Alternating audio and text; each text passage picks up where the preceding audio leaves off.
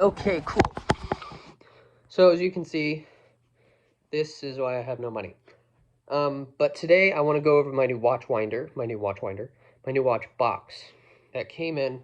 I'm clearing out those things. I got a lot nicer, a lot neater, a lot cheaper actually with a watch box, but it's a lot sturdier. We're gonna go over each and every timepiece, and we're gonna go over how much they costed me at the time. I think we shall start top left and go down to right here. Start there, stop here. Starting off, we have, here we go, the Rolex GMT Master 2 Pepsi on the Oyster Steel band. I bought this for $22,500.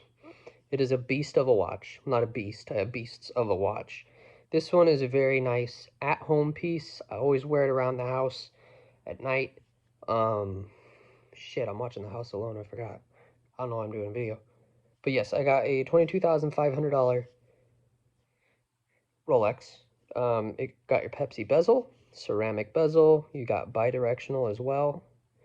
It's automatic, your GMT function. You got your polished through the middle oyster steel. My favorite, it's got the black with the stainless steel, everything around. There you go. Start the count at 22.5. Okay, we're gonna continue on with the Rolexes. We got one more after this. This is my Rolex Submariner date on the Oyster Flex bracelet. This is a Frankenstein Rolex for $10,000. The strap was 11,000, or sorry, 1,000. So altogether is 11 grand. But we have a older. I don't really know much about this clasp. I just got a replacement clasp because the other one broke. Basically ceramic bezel, all of the above. It's a black dial. Pretty neat. 11 grand for all of that together. And up next is one of my prized around the house watches, my Rolex Submariner Hulk. It seems really loose on the base. Let me tighten it.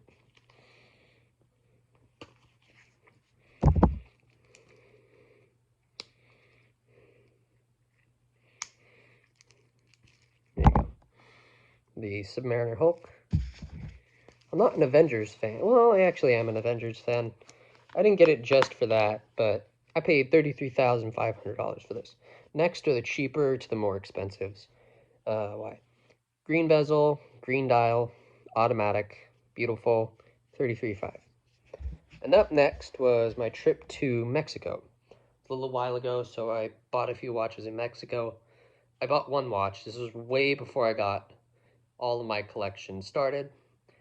And which ones are you looking at? You seeing these two? Okay. So I wanted to get a nice watch. I met a man named, oh God, what was his name? Anthony. Tony or Anthony, I don't remember. And he bought a Rolex at that time. I think I've told this story before. He bought a Rolex, and I really wanted to get a nice watch because I didn't have anything nice. I had a G-Shock at the time, which to Nico's standards is a god tier watch. I have 3 G-Shocks. So I wanted to go somewhere cool, and I saw Ferrari. So I went in there, and I bought a watch for 110 bucks. This was started the rest of the lineup of Ferrari watches. Coming up here, nothing special, nothing too crazy, very simple watch. I've worn it throughout the years. The Ferrari Red Rev with a plastic, well, not crystal. I actually don't know what it is, probably plexiglass. It cost me 110 bucks. Very simple, Red Rev, yellow dial. Scuderia Ferrari, nothing too great about it. And then, next, I loved that Ferrari watch so much, but I was into the little dials and things. So I bought myself a Ferrari Race Day chrono. It's dead, but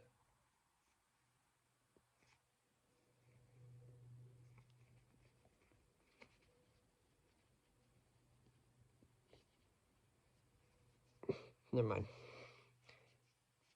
Okay, so I'm just playing with it because I think I broke one of the buttons. Yeah, no, I broke it. It's not running, battery's dead. tachometer, chronograph. It's got all the numbers, and it's a very complicated piece to read. $375. Up next is a pretty rare watch of mine, and it is a very highly sought after Ferrari watch. It is automatic. My first YouTube video ever. Sorry, you can't see me. First YouTube video ever. It is late, and I can't speak English. First video I did ever was on a Ferrari Automatico Gran Premio. Now, the white one with the white dial and the white everything is $200. This one you can't find. There was only a set number of these made, like 1 2 timepieces later there'll be another super rare Ferrari watch. But this one in rose gold and carbon fiber was, I'd value personally $7,500 for me, because that's how much I would sell it for. I love this timepiece to death. I don't wear it as often because there is a cosmetic issue to the face. I'm still yet to get it fixed, but it does run. Open heart, very nice. Small seconds. Got your black outer ring with the red text. It is automatic. You got your beautiful alligator leather strap. Got your buckle to match. Very pretty watch. Take a better look at that. One of my favorites. I should wear it more often. Up next was for my trip to Italy. It's just a little timepiece, $550 for it, $550 for this piece. It's very beautiful. It's based off your Rolex GMT Batman.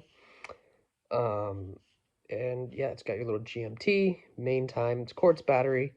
Got your silver case, silver buckle, beautiful ridged leather there.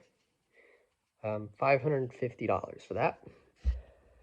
Up next was another big purchase of my life. There was only 299 of these timepieces made. Now, it may not look like much, but it is the Ferrari, oh shit, the Ferrari something. There's only 299 pieces of these made. This is number 136, and I paid $1,300. The counter should be somewhere up here for what we've cashed out today. At the very end, it'll tell you. Up next was a bigger piece. This is when I got into big, chunkier timepieces. It's maybe a two-parter. After, we're going to get halfway, and then we'll have 8 watches left. So far, we've done 8. We're going to do up to 12, okay? So this one I paid $660 for. It is a very cool Richard Mille looking Feiss original FM602, I think. So it's RM5301 based. You'll see another one of those, but it's way more detailed. But yeah, 660 Feiss FM602, automatic movement, red band. You got your really out of place clasp, your buckle, excuse me. Yeah, your clasp. Automatic, very good. 48-hour power reserve. $660. Up next is one of my favorite watches that unfortunately needs a service.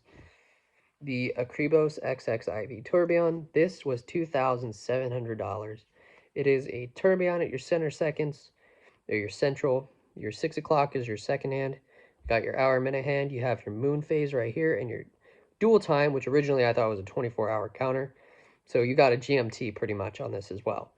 Mechanical hand-wound tourbillon right there at the bottom. Needs a service. Pretty good piece. Now here's my baby. Here's my favorite one. This is the, oh, beautiful. You've seen this one on the channel.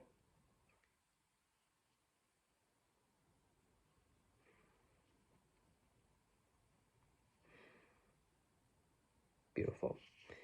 You've seen this one on the channel plenty of times. This is my Aesop Tourbillon, based off of the Richard Mille RM5301. This has a tourbillon at 6 o'clock, and it is very cool. It's skeletonized, forged carbon case. Got your silver buckle. You got your silicone or rubber strap. It's a very light timepiece, actually. This is lighter than this. This is lighter than, actually, that's false. This is heavier than this. No, this is heavier than this. These are really light timepieces, believe it or not. I paid $2,700 for that. Second to last watch on this video today, $550. The Reef Tiger Aurora Transformers. Very beautiful timepiece, one of my favorites. It has your perpetual annual calendar, month, year, day of the month, day of the week, week of the year, week of the week, weekday, hours, minutes, seconds, and then you have open heart, not tourbillon, to not be too confused. So here's your year. Yeah, your year. This is your day of the month. Here is your, sorry, that's your month. This is your year. This is your day of the week. That's just your regular crown. You just unscrew these, screw down crown, rose gold and black. Very cool piece. Automatic, 48-hour power reserve, very limited edition. I don't know how many are made. Just not as rare as the Ferrari watch we saw earlier. And finally, for this video, I meant to do 10 minutes, but we have another limited edition Reef Tiger, the Aurora Galas Light. I don't know how many of these were made, but I think there were only 5 in this spec. And then there's 4 other different models, probably 100 produced per model and edition. This is the RT1 Galas Light. The indices, or the indicators for the 1 through 12, are on the glass. It has your 24-hour counter, and it has your small seconds being a star. This was $1,245. So, whatever that adds up to as I watch back in this video, and I'll somehow put a total somewhere, maybe take a picture of a total. So that is part 1 of this little special pieces, the collection. Just good night, and I'll catch you tomorrow for the other bits. See ya. Okay, Robbie, here's part 2 of the watch collection. Now, like I said in the previous video, we've added up, that's 8, 9, 10, 11, 12, 13 timepieces. I was off. And the total is $85,290. Now, we're going to go to the more expensive section, and this is purely for your eyes only. Let's get started with the Jacobs. Okay, so at my time where I've been trading watches and I have a shitload more money than I did back then. The Rolexes are more current, but I have these in an order timeline. We're going to go and say I dropped $1.25 million on this timepiece. Now you've seen me wear it all the time. You can guess it. The fully iced out with the ice, everything here. Jacob & Co. Astronomia baguette.